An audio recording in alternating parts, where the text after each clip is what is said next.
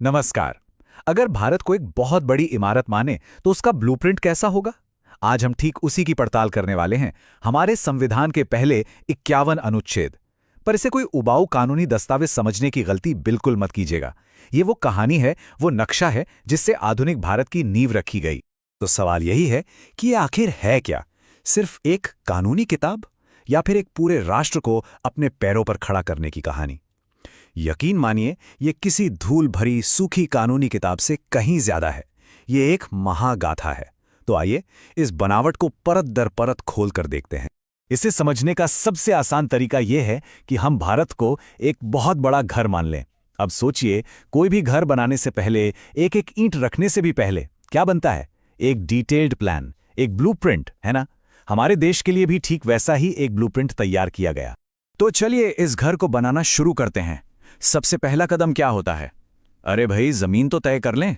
उसकी हदें, उसकी बाउंड्रीज क्या होंगी? हमारे संविधान का पहला हिस्सा यानी आर्टिकल 124 भारत के लिए बिल्कुल यही काम करता है। और देखिए हमारे संविधान बनाने वालों की सोच कितनी प्रैक्टिकल थी।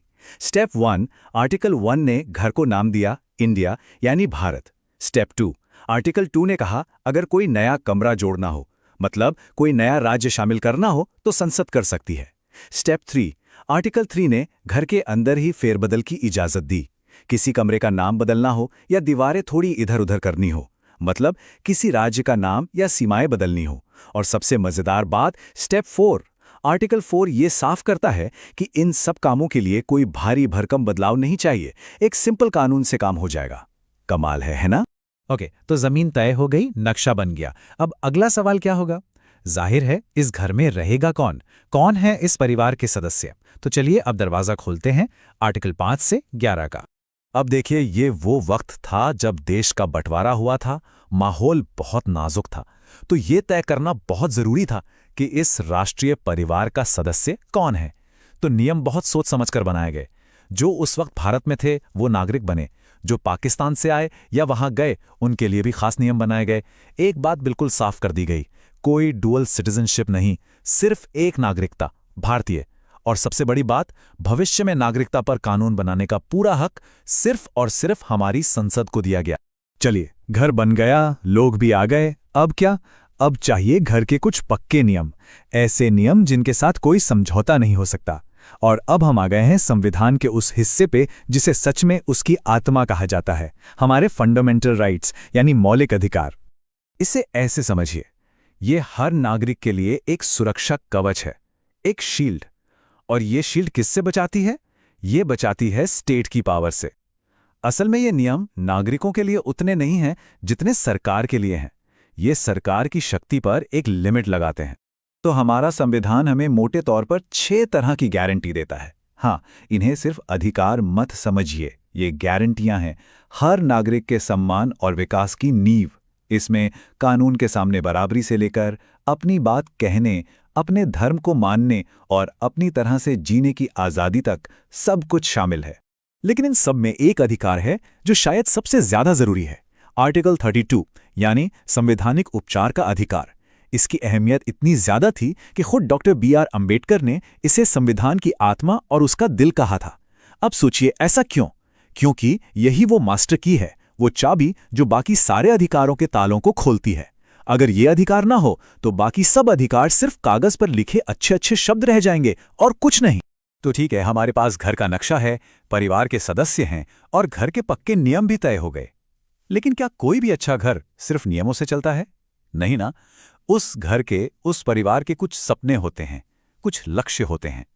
तो चलिए अब संविधान के भाग 4 में चलते हैं, जो हमें देश के इन्हीं सपनों और लक्ष्यों के बारे में बताता है। और ये सपने हैं directive principles of state policy यानी राज्य के नीति निर्देशक सिद्धांत। अब फंडामेंटल राइट्स और इन सिद्धांतों में एक बहुत बड़ा फर्क है और इसे समझना जरूरी है। देखिए, फंडामेंटल राइट्स सरकार को बताते हैं कि वो क्या नहीं कर सकती, और अगर वो ऐसा करे तो हम कोर्ट जा सकते हैं। लेकिन डायरेक्टिव प्रिंसिपल्स सरकार को बताते हैं कि उसे क्या करना चाहिए। ये कोर्ट में लागू नहीं हो सकते, पर ये सरकार के लिए एक मॉरल कंपास की तरह है, एक गाइड की तरह। तो आखिर ये सपने हैं क्या? ये एक बेहतर भारत का विजन दिखाते हैं। एक ऐसा देश जहां सामाजिक और आर्थिक न्याय हो, जहां औरत और मर्द को समान काम के लिए समान वेतन मिले, जहां हम अपने पर्यावरण की रक्षा करें और दुनिया में शांति को बढ़ावा दें। ये वो आदर्श हैं जिनकी तरफ देश को लगातार बढ़ने की कोशिश करनी है। तो इस तरह हमने अपने देश के ब्लूप्रिंट के सारे जरूरी हिस्सों को एक एक करके देख लिया और अब पूरी तस्वीर हमारे सामने बिल्कुल साफ हो रही है। अगर हम इसे संक्षेप में देखें तो क्या है ये? आर्टिकल्स 1 से 4 ने जमीन तय की, यानी भारत का नक्शा खींचा। आर्टिकल 5 से 11 ने परिवार को परिभाषित किया, यानी नागरिक कौन है ये बताया। आर्टिकल्स 12 से 35 ने घर के पक्के नियम बनाए, यानी हमारे मौलिक अधिकार दिए। और आर्टिकल 36 से 51 ने घर के सपने तय किए, यानी राष्ट्र के लक्ष्य निर्धारित किए। देखिए, एक राष्ट्र का पूरा ब्लूप्रिंट। और यही वजह है कि हम कह सकते हैं कि हमारे संविधान की असली आत्मा, उसकी जान इन्हीं पहले 51 आर्टिकल्स में बसती है।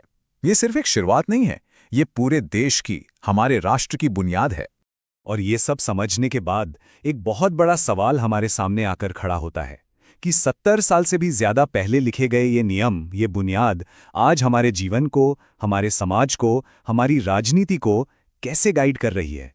ये एक ऐसा सवाल है जिस पर सोचना आज शायद पहले से कहीं ज्यादा जरूरी है।